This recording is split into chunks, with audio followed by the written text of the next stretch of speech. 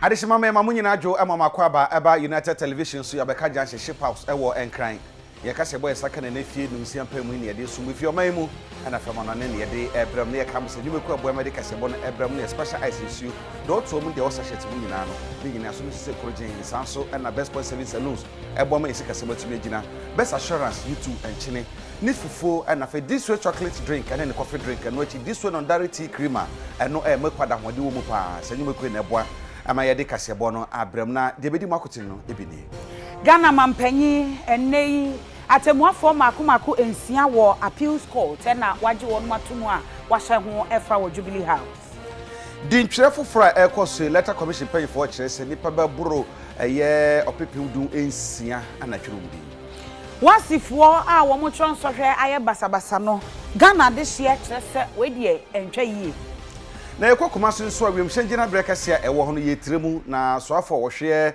wiemhyankwatu nsam so akwahwe se na dwuma no ekoso yakwa ma hodo so ensem a yenuanom Nigeria fo na wo mu epesika bi na yekasa de World Bank wo magye atum yakwa Beirut a ewo Lebanon na saa trenche ma tu wo mu ma to papa ye manipa bebrafo ma hwe wo nkwa no suhyem bi the captain akasa asame na ode atum SMP ka ho ne de bramo ewo anwumre no nsia ne fakase boimu ene efie yi midi e de Akosua Sarpong mene Agya Kwabena Afrika se bono emu ensem enie Ghana mampanyi na ado dankwa ekufuado enne enipa makomako ensia a wonom eye appeals court judges a ene eho na wo mo ekwakoye adwuma wonom ene Justice George Kumsen afi Justice Edward Amoako Asante Justice Efia Anyene Justice Eric Ba Justice Richard J. Frimpong and afi Justice Cynthia Pamela Akotua Ado Jubilee House and our share sa afi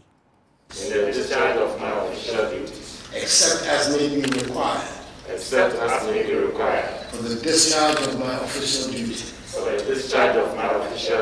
Atemuafo nsioma so aframahwe moko appeal court akwakoye adwuma baako ani otemuafo George Kumsen otemuafo Edward Amoako Asante otemuafo Efua Ayene otemuafo Eric Ba otemuafo Richard J. Frimpong ene Ewura Cynthia Pamela Akotua Ado na omuso aframahwe wo Jubilee House no eno mampanyi ede to omo animu sebrom kwakotena se edi asam no so obi ba no hwe ne nsem na so odi fo mo mamranya adwuma ene boase ampatentene ne ekoso Ghana. On Tuesday, 28th April 1992, the Ghanaian people adopted by an overwhelming margin the provisions of the Constitution of the Fourth Republic in the referendum of that day, and resolved thereby to build under God a nation of accountable democratic governance founded on the rule of law. That commitment still resounds strongly 28 years later.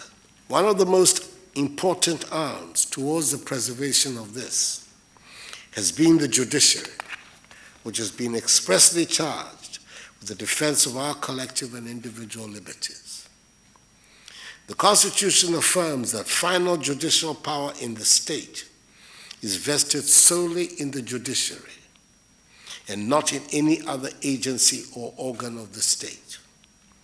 The judiciary has exclusive jurisdiction in all matters of the breach of the law, civil and criminal, including matters relating to the interpretation and enforcement of the Constitution. So to our new justices of the Court of Appeal, it is important to bear in mind that the growth of our nation demands that we have a judiciary that commands the respect of the people by the quality of its delivery of justice, as well as by the comportment of its judges.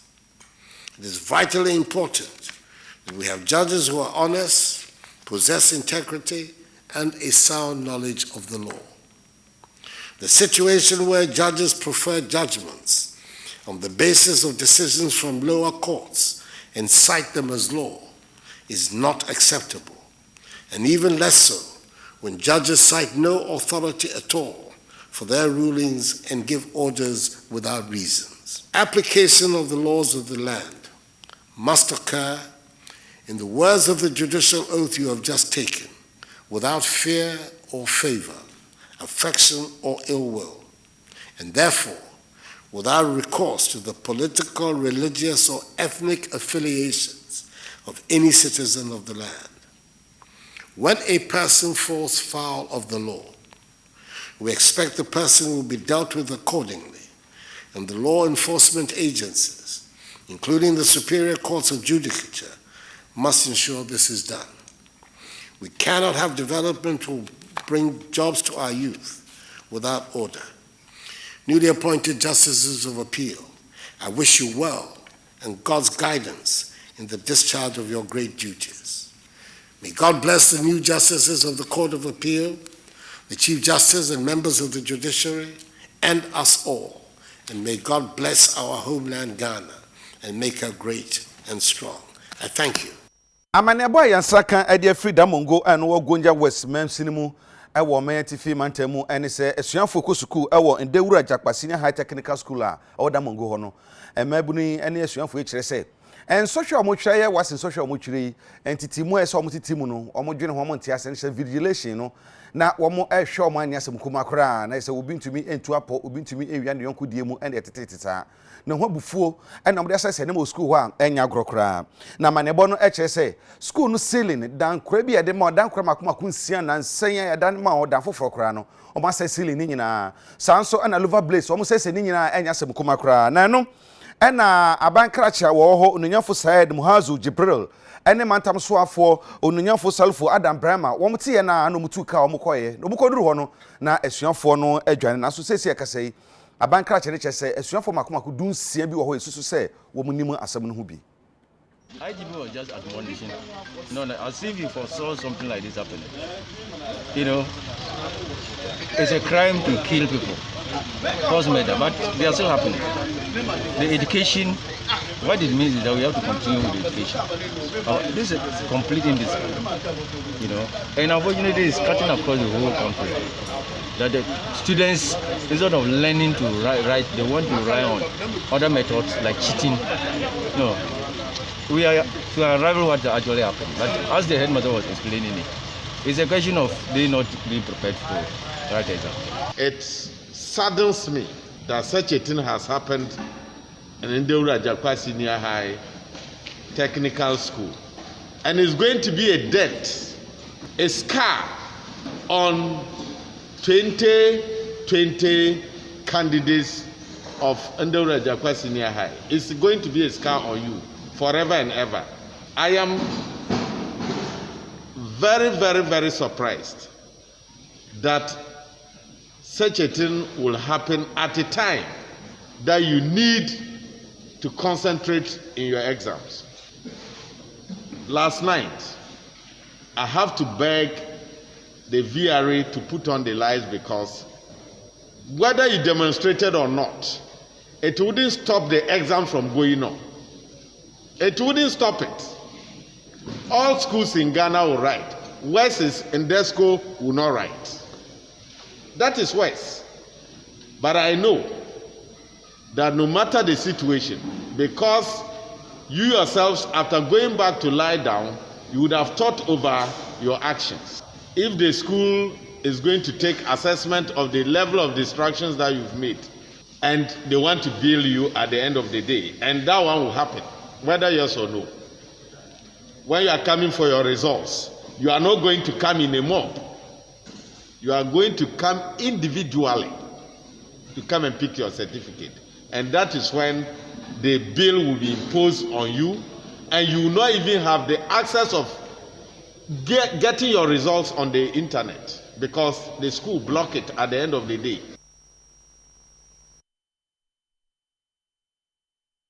Yeah, to akase bono eso ana UTV yesi montene so ne omanfo edi nkomo ebisa wonom se ye hwe enkwada basabasa yi a wo mo eye abro mo tro ensohwe no asen ne sitie na Ghana de hye titi unkran mantamase wo ma kire o madwene.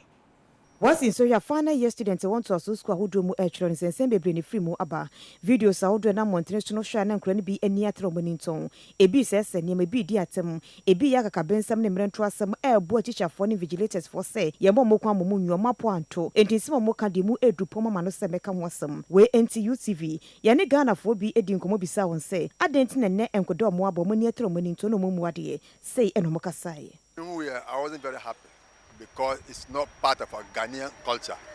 Yeah, as a Ghanaian, Ghanaians in general, your culture, your tradition, respect for the elderly, we have to maintain it, especially when it comes to the president. The president is the first gentleman of the land. You can't just get up in the morning or any time just insult the president just because you have exams, the questions in our favor. I don't think it's right. When you look at the maybe a political angle, I'm tempted to believe say they did it through an influence, a foreign influence.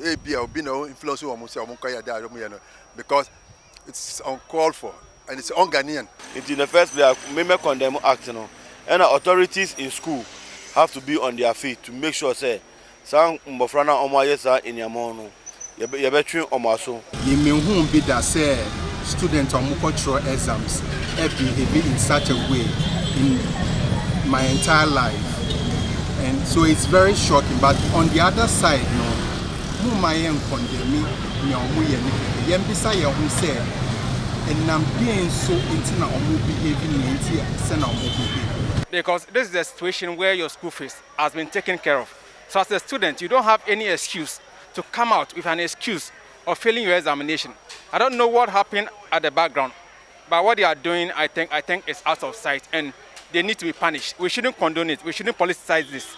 They should be punished so that the next generation, those coming after them, don't have any incentive to go into that art. Yeah, the amano sem erura yen suku nsensem ni nyina. Yen hwe eye free SHS by anka a good policy. Nanso amanyofo ni bi no adane no amana kama say ye mofra na ewo suku ni krampo no eye free SHS for Emma. Nti mimi mom ni de ka me nko a mofra no ewo mu so ma anya de de so mo kasetia eye mampani no nanso misusu say mofra no so nkyerase ene omonte ase ana mom ye sa de nti mimi susu say at least mate say cha say ombebam na omatwe nkwala ne so asom omotwe nkwala na so eye na mom mimi susu say nkwala no ni omuhu anase ye mpanifo ni bia dan didi a kire om no ana nam so amawe asi ye be fi ye school sem na fe ya ko letter commission aso ye nyina nim se di ntwere ekoso o manga na mu adefa ye voter register foforo no na no na letter commission bre ne bra no de wuro mobode kire ye kire se na dwumade no ekomu no enne so wo ma ye ho sentrofo enhye mu na no nom da tudwa ekire mu se di ntwere ekoso ekọ na wie ya omde nanu aka ho se omosan ebo akire no nipa etwuro mu din no ayo people do nsia opehansia dusia miensa ahansia edusia enkron 60,663,669 no mo chese ekọ anim yi papa June da na to so aduasa 30th June na bato komisa shase etwredin ya wada wasana da to so nsia no de nyada ba wieye na odi na enu 2 days esu mu so wo fa echa ma wono mantimi antwere mu din no o ma twredin anya tumi krata mu de beto aba wa Ghana kwanchefo abedi echi ede ema abato komisa Dr. Bosman Asare de kasa wo sentwefo nhye mu no ase echeche mu nipa dodo mu twere mu din ewo edin omo etwere yeni mu. As at 6 August 2020, the commission had registered a total of 16,663,669. These are provisional figures. Again, these are provisional figures nationwide. Since the last briefing, the 4 top regions have maintained their positions, though the Greater Accra region has especially lost some grounds in percentage terms, from 21.34% to 20.8%. The last time Greater Accra was 21.34%. Now they've moved down to 20.8% of the total registered. The Ashanti region also reduced marginally by 0.1% to its current 17.9%. Both the Eastern and the Central regions have maintained their previous 9.6% and 9.3% respectively. Na Dr. Bosman Asare to asubiem chad kudienti abato komisa etredin foforo ne de ato aba wa afimu. A clean voters register is the basic foundation for ensuring that clean, credible and transparent elections are delivered to the people of Ghana. The 2019 register, we've been hearing people are talking about the 2019 register, had a total of 16,845,420 voters. Apart from this, we also had 797,493 people quarantined, who were quarantined. In other words, they were prohibited from voting. these people were on the duplicates and the exceptions list. The political parties are aware of this, and these people make up almost 800,000. So when this is added to the registered voters of 2019, what it means is that overall the total registered will be 17.6, a little over 17.6 million Ghanaians. Had the commission maintained the old register and conducted a limited registration exercise in all electoral areas and registration centers across the country, we would have estimated to conservatively, that's at the minimum, add about 2 million Ghanaians onto the existing register. And I know this is basic mathematics.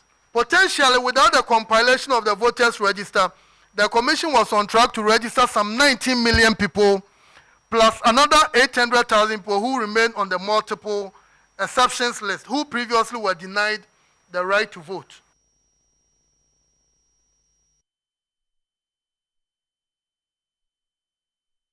Abusiafo krata ababeto yapono so krata na pie ni nyina eye Ghana Education Service saa ensemi a yede ho ensem ababeto manimefa esukufo nkwada a wo mo ye basabasa bra wo mo twere wase ensohwe no na Ghana Education Service sigina ye afa enkwada a wo mo aye basabasa efri na no dwoada a wo mo fiti asese wo mo twere integrated science na wo mo ekeka nneoma bo mu nam so ma ebi mpo edi mampanyi atem no na eno ene nei krata apie no emu nsem no enie management ema Ghana Education Service wamo HSS no wamo atietie mu report e wo so munya free schools ni nyina no ababeka wonom nsa eni ntine tenten ene ne tietie nyina ne se asuafo binum a womo eye basabasa e kan nsem a na ni kwan so womo ka no de edi kan saa asuafo a mebabubo wo mu din ye yi wonom ade free school mu ho enso hwe na womo twero no so kra no ye yi womo afiri mu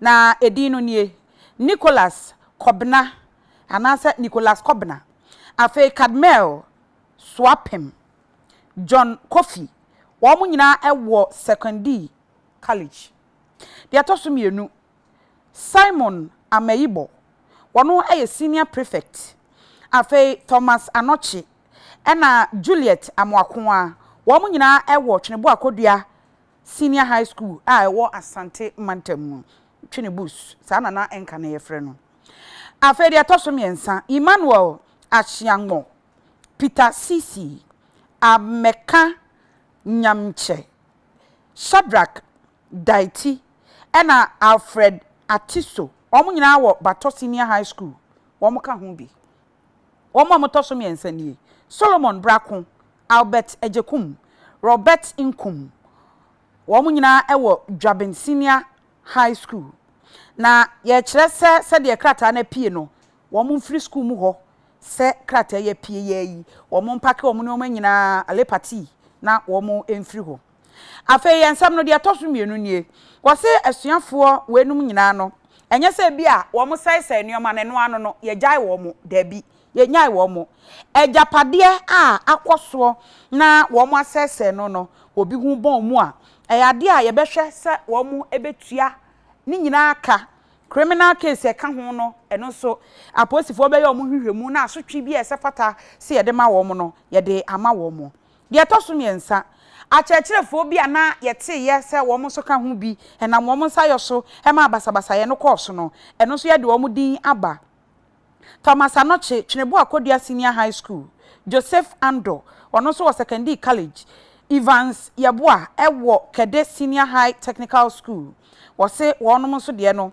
ye de omo ekọ akwakoma security agencies a womo ebeto a womo hwehwemu afiri ho de etoso 9 wo kire se de basabasa ye ene bone a ewo ensam a ekoso nyina no empanimfo eye hwehwemu no omo ye hwehwemu ni wi a anomompa bi esese omo tufa ho no wonom ebetu de etoso num Ghana Education Service e kire se womo eka de a kire examination centers no titru ene Bright Senior High School and Bright Academy se ate se wo mo ede no enenam so man sentro ni bi kura ya pai na ni ho eprepra no no eno no de no ye kire se wo mo private school ho na ananka wo mo tro ensohwe na ye center no se ye tu wo mase ne de wo mo akọ for Penny Senior High School e ho no mo kwakotro ensohwe no na Ghana Education Service say o wo mo akọ aba e wo sa school mu ho na wo nkan hu se emra eye adwuma wo school mu ho enti mra na e wo school mu ho no wo bedi so pepepe na wo ma tro mo nsohwe na asomdwem na so wo ma ntro na asomdwem na mo koye basabasa ye fufuro bia ene na asotwe a ye de be ma wo no we nya me pa acha wasem bia wo mo bekoso aye ne sa enu nti Ghana Education Service say wo ma ye nhyehyeye papa e na wo de agu apono so a wo mo hwe se akwada bia anase suani bia teacher ni bia mu nyina mo bedi ensem no so na enkoye basabasa sem krata yi Professor Kwasi Opoku Amankwa Director General Ghana Education Service wono ena ne nsa ehye ase ya to akase bono eso ana osoafo a wono na hwe ema nkwada na omanfo asetene mu bamboso ye nyina ya te abaifo yesi abaifo ye witches camp e wo Ghana ha na o kire se sa witches camp ni nyina no aban no aye na dwene se wo betum no aye ne bia obi ni ba bi tia omo mu ni bie no ye de omo ebetena ho na ahwe ho Mami Akua Dente ya bro onye mfinje aduokono 90 years Africa Faba kuro na wo Savannah mantam nim na nanim obi eno mo cheso ye beifo to mudi ni pamro ekunu yaya we enenam so ama Mami Cynthia Morrison osoafo hwemma enkoda ene omanfo yedie so ena afensu bambofo ni abemo dwumefo asinkonwade afa ho akiri mu se sa abeifo kam Saudi wo Ghana asini ba betuni nyina mu ni aboma enkoda ne obi biara ho ban immediately asane bed mama ko aba last week ana mo ko ye ne da week na mo ho na me ba me sane bay in and there 1 week here so yeah them programming parliament but so on the 14th yeah sorry primary sana ko back here stakeholders meeting with ahim for na dini nyina na mature reports are cabinet committee meeting yeah cabinet adwen ho na fi immediately ya shase him partners as said oboboy and abanu so boboa your offices your buildings are able to rehabilitate in kakra na ya mama me phone obi ho bokofie no obi ho ontum nkokora wetum aketenem oyen kakra na ebeye nti e sha safe baby asam na esi won osoro ho na ye send for maba me wanzi kunta wasim besiafo nkutin na wo fo na beifui mbenyimfo nto won ye be ya na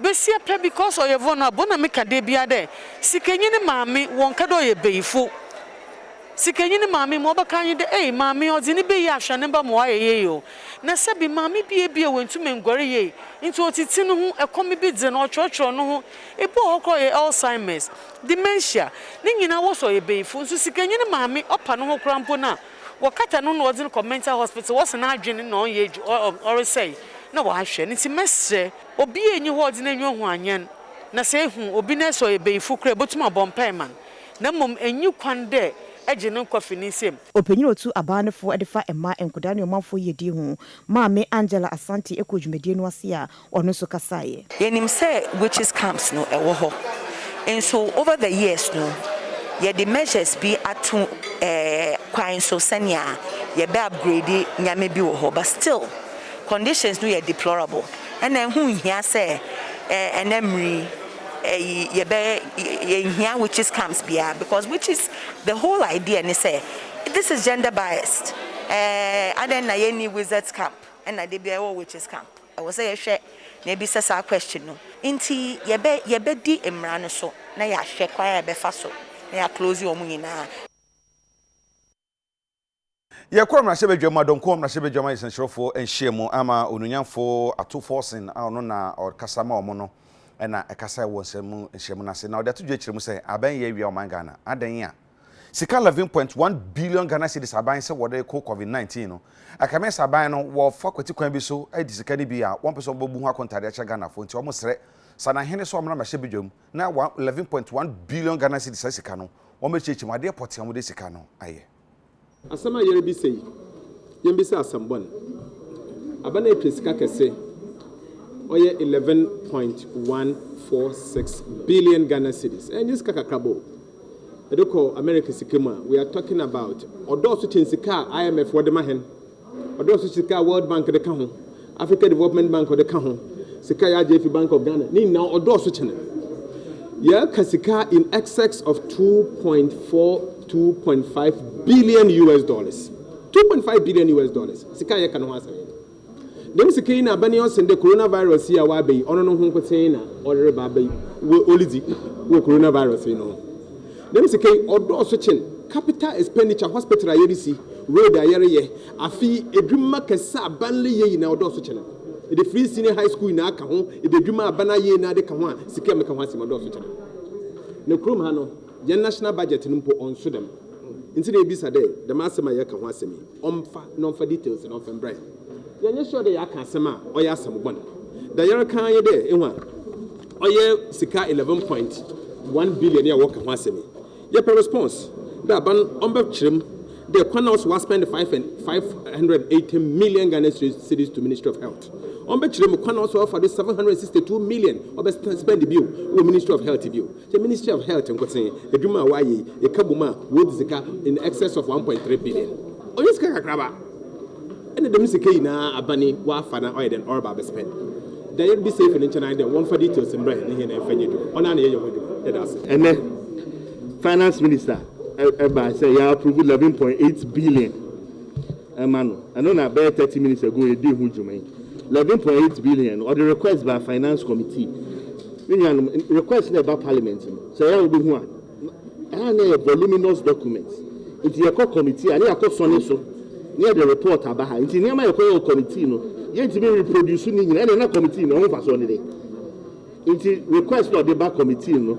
So if your minister clerks take care, and you send the brief. Now you summarize it. You go score a question summary. You summarize it. Their report. Their back. And it's not only in Ghana, even in Europe. Our economy is resilient. Very strong. Our European Union Bobisia asandi amo. How much less? Yeah, your economy is fragile. I be kakra a bit me. 3 weeks lockdown. Your economy. We couldn't continue the lockdown because the economy was crumbling. If the economy in Ukraine here say a very resuscitating by giving more money to the sectors, and this has been broken down. So be said to be or her a quotation be an answer fracadam on economic trim. Afibia constitution is a feel auditor general or the take government finances. Oh yeah, not the report that's about Parliament. Now in July we say inquiry. Now here Parliament. Do we have the capacity to audit our council? Do we have the capacity to audit this parliamentary probe just for the sake of it because it's an election year? It's a complete waste of time. Dr. Bosman Asare asan ede atu edwa wo che abra ye tro din no ewie nipa dodo wo mo ko tro mu din ema eho ba asem enu nti ekofa forms kire se da bi yempene so esan se nipa yesusu se onya mfinhie dunwotwe anase onye ganani no ne dodo no esom empemaduasa ahanan ede aduosia mienu ni nyina no mpanimfo eba be komu na wo mo ahwe se ampane ampasem na wo mo eka na yenokra na afi yahwe se ede wo mo card be ma na se yemfa ma wo mo no ni nyina no Dr. Bosman Asare echirechire mu ebubu mu kire mantam ne se de esi etie. One of the ways to guarantee the credibility of the voters register is the challenge process embedded in the registration exercise and captured in CI 91, Regulation 18. Although this is working well, we have heard of instances where agents of political parties intentionally abuse the process by challenging people in the strongholds of their opponents. Western region so far has recorded 1,065 challenge cases, making up 0.1% of the total registered in the region. Western North, 1,317. 0.29. Central region is 3,454, 0.22. Greater Accra is 5,302, 0.15. Volta region is 3,290, constituting 0.3%. Oti, 1,715, constituting 0.49%. Eastern region, 1,766, constituting 0.11%. Ashanti region is 3,922, constituting 0.13%. Bono region, 1,984, 0.31%. Ahafo, 1,155, 0.37%. Bono East, 1,134, 0.19%. Savannah, 796, 0.29%. Northern region is 2,169, 0.21. Northeast, 228, 0.08. Upper East, 919, 0.14. Upper West, 246, 0.05. So the national total is 30,462, constituting 0.2% of the total registered. In the course of the registration, the Commission identifies some applicants who have lost most or some of their finger imprints, making it extremely difficult for their fingerprints to be captured for verification purposes. The reasons for this are several, but they are largely rooted in their kinds of occupations, in the kinds of occupations of some of the applicants. For these applicants, their faces will be verified during the election to establish their identities. Yeah, to ekase bonso na ye Kumasi wiem hyengyina bre no ye tiremu no feto so mienu ne yaduru so a mo ye ne dedende na no na so afo hwe wiem hyankontu nsem so edi nani akokohwe se dwumadie no ekosen. Kumasi wiem hyengyina bia mekase woguso nsiesie wo ho se ne be ya wo manfo afi Kumasi ne mpotemu epese tu kwan ekọ amanone no betumi akodo totin ya wonkosi nkran ansana wakọ na ejina so masoafo a wohwe wiem hyensem so Honorable Joseph Kofi Ada aba Kumasi wiem hyengyina bia abehwe dwumadie no se ne esi ekọ na wone nsemtwofo kasae na wosoafo a wohwe wiem hyen ensem so edi tu dwa so oba ye nani age papa wo hunu se adwuma no bibia ekoso kama se ne ese. So far they've done quite well. On the phase 1 they've been able to go up a little over 70%, I think about 74% or so. Phase 2, and then phase 3, they're a little over 50%. I think the combined gives them somewhere around 55, thereabouts, 54, 55 or so. It's wonderful. You can see the edifice, the terminal building itself. Certainly, it's a far cry from the current terminal building that we are all used to. It's big, it's imposing. As the character of Kumasi now, and of course the interior has all kinds of facilities. All the functions of airport management are provided for in there, in the modern state of the art, and of course down to quality. We're very impressed about it. Even in the era of COVID-19, where we're not using the airports actively, this gives us an advantage to really finish it up. Hopefully, when we're able to come back to mainstream operation, will be ready for us to start using. Managing Director Oda Ghana Airports Company Limited ano Oraya Kwakwa ekasai na wochire mu se. So runway no length 9,981 meters. We are about 2,320 meters. And even at Turkish Airlines, the Egypt Airlines used to the Portugal. So I don't know about the bar. It is about to be a bank. The channels are better about Kumasi Italy. You know, I beg a crown or court and I will try. He has over court and crime. No, what was so? Which we are no in your plane echo. And that's also so I Ghana. I want to crown. Be back a free Kumasi north. It's also be free be free Kumasi. I have baby a chance regional. That's a bit from we see Hanuma. So I depend prefer so be see preoccupied. Since so I be seeing crime and so and you know I think like a man in here say be airport way international. Uzavoya jabo afọ nkrato abasisi ya bape ya beto akase bonuso.